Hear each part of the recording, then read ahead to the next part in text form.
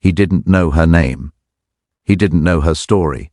All he knew was that she stood in the middle of the training yard, trembling like a leaf in a storm, staring at him with those frightened eyes that made him feel even more powerful.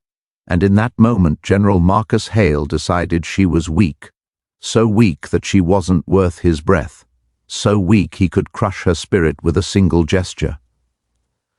But 5 seconds after he raised his hand at her, the man whose voice once silenced entire battalions was screaming for help. If you're hearing this, take a moment to breathe, settle into the story, and, before we continue, subscribe. You'll want to be here for everything that happens next, because this moment, the one you're about to experience, changed the lives of thousands.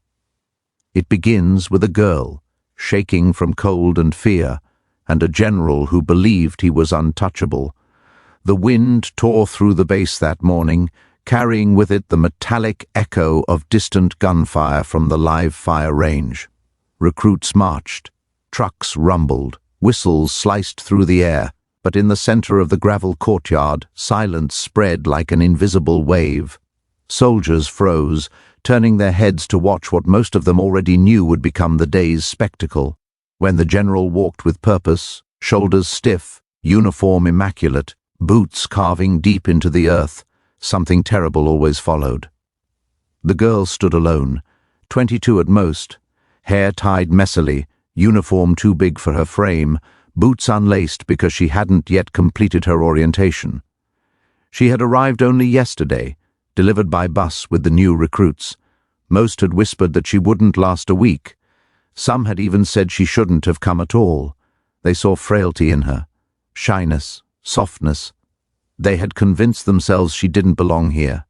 General Hale loved moments like this, public tests of dominance. He stopped in front of her and spoke quietly, though everyone heard him. "What are you doing standing like that?" "Soldier?" Her lips parted, but no sound came out. She swallowed hard, trying to form words, but fear crushed her throat.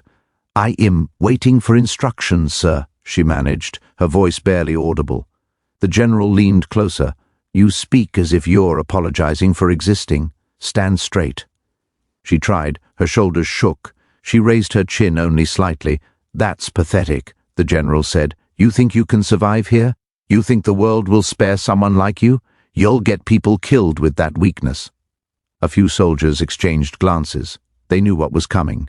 They had seen it earlier that week, when Hale made a recruit run laps until he fainted, calling it motivation. They knew the general liked breaking people down. He believed it forged strength. But there was something different this time. Something in the cold morning air. Something in the way the girl held her palms tightly pressed against her thighs, as if hiding the tremor in her fingers. Marcus Hale mistook her silence for fragility. He mistook her trembling for fear. And he mistook the entire situation for one he controlled.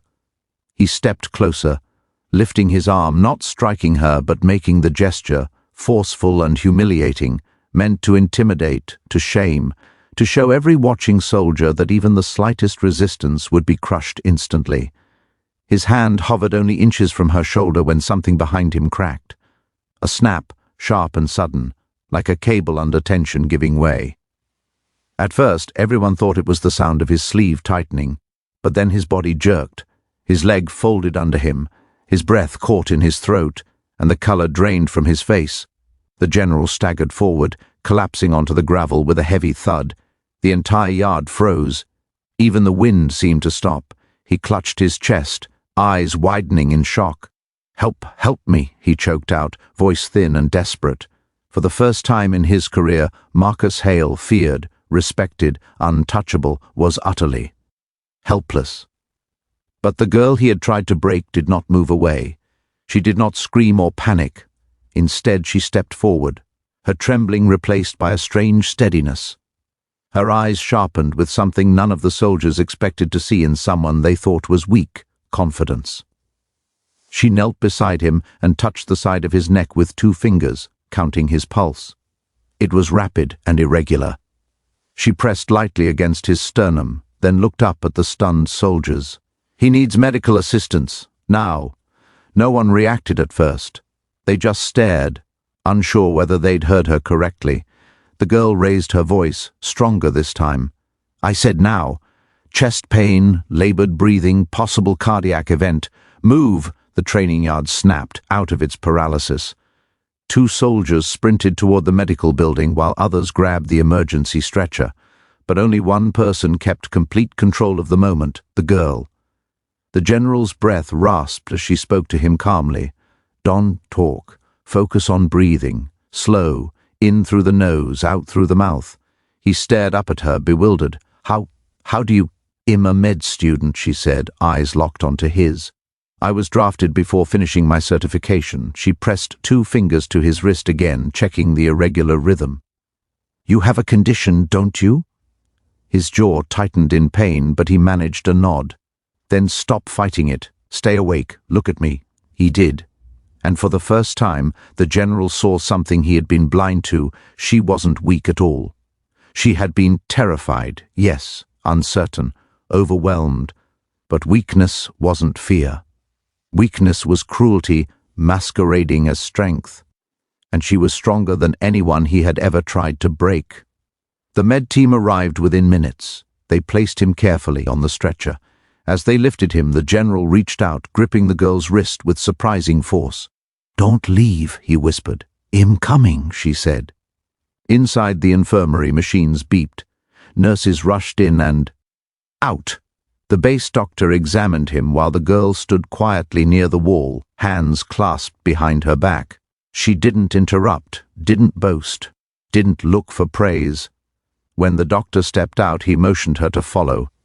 "You saved his life," the doctor said quietly. "If you hadn't reacted immediately, we'd be in a very different situation right now." She lowered her eyes. Anyone would have done the same. Not everyone knows what to do, and not everyone remains calm under pressure. She shook her head softly. "Maybe. But I didn't do it for him. I did it because that's my job.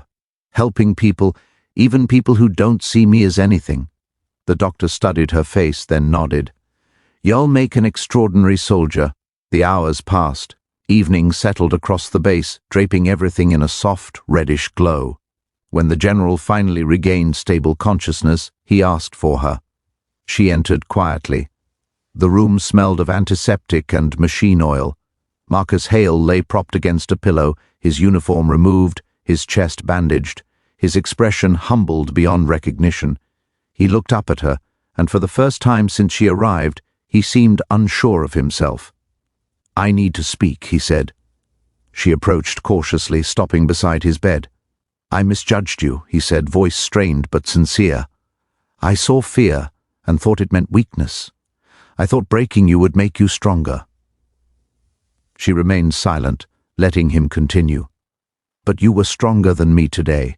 Stronger in the way it matters. Strength isn't in shouting orders. It's in standing firm when the world expects you to fall." She swallowed, her eyes softening slightly. "I didn't want to embarrass you." "You didn't," he said. "You saved a man who didn't deserve your kindness at that moment, and that makes you a soldier I am proud to have in my ranks." For a moment, the room was still. The two of them sat in the quiet understanding that something had shifted between them, something irreversible. When she turned to leave, he spoke. Again. "What's your name, soldier?" She paused in the doorway. "Elena." "Elena," he repeated with a faint smile. "Thank you." Days passed, and the story spread across the base like wildfire. The soldiers who once laughed behind her back now watched her with newfound respect.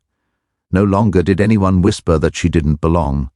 No longer did anyone call her fragile, because strength wasn't about the size of a person's voice. Strength wasn't in the boots they wore or the medals pinned to their chest. Strength lived quietly inside those who faced fear and still stepped forward. And the general? He returned to command, but he was changed, softer in ways his men never thought possible, more measured, more human. When he looked at his soldiers, he no longer saw tools, he saw lives. One afternoon, during roll call, he paused in front of Elena and whispered, "If anyone here deserves to stand where I stand one day, it's you." She didn't respond. She didn't need to. The truth was visible in the way she stood steady, composed, unshakably strong. The world would remember her not as the weak girl a general tried to humiliate, but as the soldier who taught him what real strength looked like.